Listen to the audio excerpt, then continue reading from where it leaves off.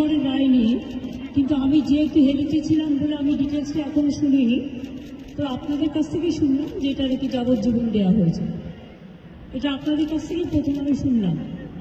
আমার reaction is very clear. আমরা প্রথম দিন থেকেই ফাঁসির দাবি করে এসেছিলাম এবং আজকেও আমরা সেই দাবিতে অটুট আছি। কিন্তু আদালতের রায় ন্যাচারালি এখন সবাই মিলে কি বলবেন আমি জানি না, বাট আমার কথা আমি বলতে পারি বা আমার দলের বক্তব্য যেটা হচ্ছে, আমরা 3টে কেসে আপনারা দেখেছেন 54 দিন থেকে 60 দিনের মধ্যে আমরা ফাঁসি অর্ডার করেই দিয়েছি।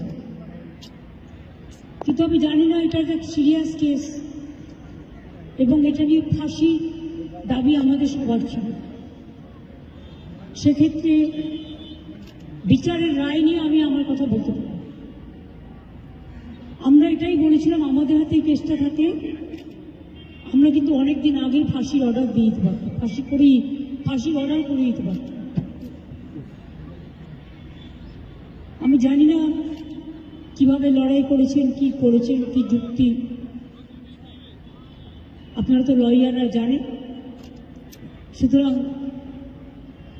ডিটেলসটা তো আমি জানি না, ডিটেলসটা তো সিবিআই করছে এবং আমাদের হাত থেকে তো কেসটা ইচ্ছা করে কেড়ে নিয়ে চলে গেল।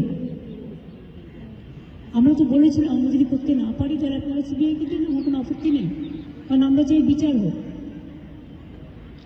এই নরক বিচারদের চরমতম শাস্তি হওয়া উচিত। আমি এসব বলতে পারবো না, কিন্তু আমি এখনো আপনিও লয়ার, আমিও অ্যাজ এ লয়ার আমি এ কথা বলছি যে আমি তো ডিটেলস কাগজপত্র দেখিনি, but I am not satisfied. কারণ আমি ফাঁসি হলে অন্তত মনকে সান্ত্বনা দিতে পারতাম।